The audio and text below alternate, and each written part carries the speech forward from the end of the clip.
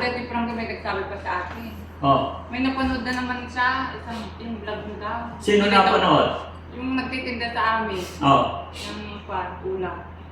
Sabi niya, may binili ka daw ng motor. Ako? Oo. Binili ng motor? Oo. Wala ah. Kailan? Meron pa nga daw ribbon, bibigay mo daw sa akin. Ano? Meron pa daw ribbon. Ribbon? Ano ribbon? Ribbon. Ribbon? Ribbon na may ano. Yung makitab. Nilagyan mo pa daw ng ribbon, bibigay mo daw sa akin. Ay hindi. Niloloko ka lang. Alam mo Ate Ansing, huwag kang magpapaniwala sa mga sinasabi sa'yo. Sinasakyan, sinusulsulan ka lang nila kasi puro kahiling. Ang dami mong hiling, kaya siguro ganun ang sinabi sa'yo. Paano sinabi? Bumili daw ako ng motor? Oo. Uy, may motor ko na. Sabi niya, nakita ko sa vlog ni Daddy Frankie. Sabi niya, bumili siyang motor. Tapos sabi niya, bibigay daw niya. Ito sa'yo, sabi niya sa akin. Kwentong Hindi nga ako makapaniwala. Ah, ito kaya yun, sabi ko pa. Kwentong kutsero na yun, Nanay Ansing, huwag ka nang maniniwala. Parang inuutok ka na nila pag ganyan. Maniwala ka sa akin mo. Mahirap yung akala ko talaga. Huwag kang maniniwala doon. Pinapasakay ka lang nila. Kaya sa kung nakarinig ng gano'n sinabi. Sabi niya, di ka na magbabae, magmumotor ka na pagkatid sundo sa mga anak. Eh, may motor na yung asawa mo ah. Di, tira-tira nga ako kaya sumita. Lugay po siya sa pagtitinda. Kapagawa ng buhok. Kamot ng kamot si Kuya Oliver. Baba mo yung paa mo, Kuya Oliver. Baba yan. May motor na yung asawa mo. Dalawa-dalawa yung nakita ko doon. Hindi po, yung luma lang po yung sa amin. Yung No, bakit motor pa? Ang dami nang binigay sa'yo. Yung ibang mga tao na nagsasabi, nakita nila yung weakness mo, kaya sinasabi nilang ganyan. O, di ba? Kahit sino nagsabi sa'yo nun? Taga saan? Tagal lang po sa akin. O, di ba? Pinapasakay ka lang niya. Tinitignan nila yung reaction mo. Baka binibidyo ka na rin nila. Ay, ganun. Oo. Di ba? Oh, Kasi pag may narinig ka, nakaganyan ka na kaagad. malapit mo ako. Ano ko sa'yo? Hindi, siyempre, pag nakarinig ka lang, pag di magiging masaya ka na, di Frankie. Alam namang lumungkot naman yung mukha mo, di ba? Pag may nakarinig ka ng masaya, di magiging masaya ka, di ba? Sige. Palapit. Kain muna tayo.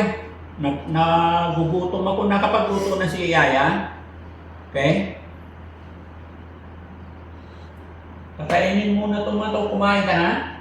Kain muna kayo. Sabay kayo ng kapatid mo. Alagaan mo yung kapatid mo. Ha? O, doon.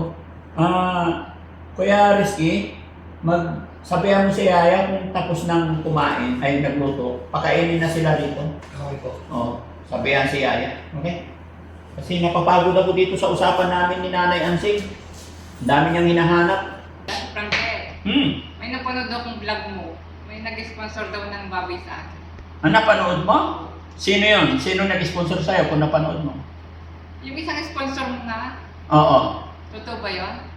Kaya nga, ano ba sinabi doon? Sabi niya, magbibigay daw siya ng 2 baboy Oo. para sa akin. Parang may maalagaan ako.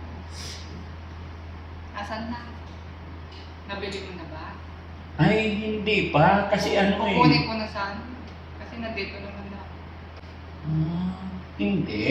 Kasi napanood ko lang yun sa mga upload nila. Kaya nire-upload ko na rin para makita ng sponsor. Pero wala pa sa akin ang pera. Kala ko meron. Kasi nandito na rin lang ako. Hindi sabay ko na sana pag-uwi mamaya. Para matuwa yung mga anak ko. Para may maalalagaan kami sa bahay. Hintayin natin Nanay Ansing, inabisuhan lang ako na magbibigay sila. Although nag-text din sa akin, pagka sumweldo daw sila, padadala daw nila sa akin. Pero syempre, nasa ibang bansa yun, hindi naman isang barangay lang na iti-text lang, okay na. Kumbaga, sinabi pa lang nila sa akin, pero hindi pa dumarating ang pera. Kumbaga, hintayin natin. Nahiya naman ako na mag-follow up porkit napanood ko. Kala ko kasi nandyan na. Kaya napunta agad-agad ako dito. Dapat sa Tempa ako pupunta para may dala kong kamuti. Akala ko, napanood ko agad-agad. Akala ko nandyan. Hindi. Yung nagsasabi, mga nasa abroad sila. So sabi nila, magbibigay. So, pag nandyan na, papasalamat ako, tsaka ako ibibili. Wala pa eh. Masyado ka na ma-excited. Oo, excited. Yung napanood ko nga, excited ako. Sabi ko sa asawa ko, uy, punta akong Pangasinan. Sabi ko, may bibigay na ng baboy. Sabi ko, kaya nagpunta ka dito, ura-urata. Dapat sa 10 pa ako pupunta. Oo. Sabi ko, ngayon na, para ibigay na agad. Kaya mo ba na iuwi yung baboy na dalawa? Pera na lang po. Ay, hindi. Baka kung anong bilhin mo, hintayin natin mag-decide ang sponsor. Kasi sabi ng sponsor nga, magbibigay sila pambiling baboy. Pero wala pa yung pera. Bakit yan ay pinag-uusapan natin? Ibig sabihin, baboy na bibigay mo? Hindi ko alam. Baboy yung hinihingi mo. Baboy yung sinabi ng sponsor. Wala pa nga akong idea kung ano yung sinabi ng sponsor. Yun lang, kumbaga, Nanay Ansing, hintayin natin. Kaya sila nagagalit sa'yo. Minsan pati ako nagagalit na dahil na, yun, sa ganyan. Kahit napanood mo sana, Nanay Ansing, hintayin mo kusang dumating sa'yo. Kasi kung binigay talaga, darating talaga blessing para sa'yo, lagi kong sinasabi yan. Hindi ko pag-iinteresan yung mga sponsor. Kaya nga lahat ng sponsor na dumarating dito, pinapakita ko transparent. Excited pa naman ako kanina mag-bihis. Sabi ko, may baboy na tayo sa mahal. Hayaan mo pag dumating, ibibigay ko agad. Ha? Promise ko yan, Frankie.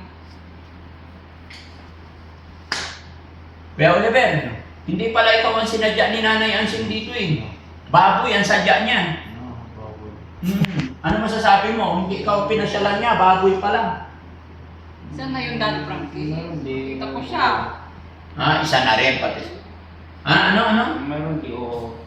Kaya nga, pinapalo up ni Nanay Ansing yung baboy.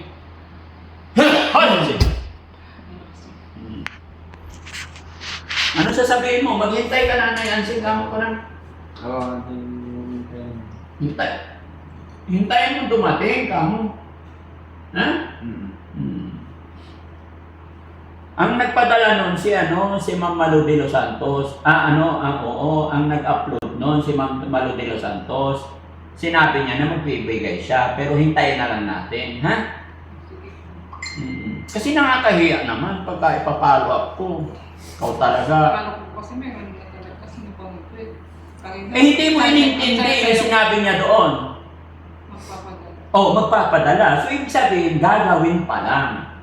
For although totoo, yung totoo pa rin naman nila, wala pa akong sponsor na nag-mistake pag sinabi nila, gagawin talaga nila. Yun nga lang, siyempre, may mga trabaho din yung mga yun. Hindi yung pagkasinabi, matik. Kaya hindi. Kumbaga, hintayin natin kasi nakakahiya. Diba? Ako nahiya ako. Sa kung ano yung dumating, yun na yun. Sabi ko, excited ako nag-visa. Pumunta na ako Pangasinan. Sabi ko, may bibigay doon dito. Kala ko, naganda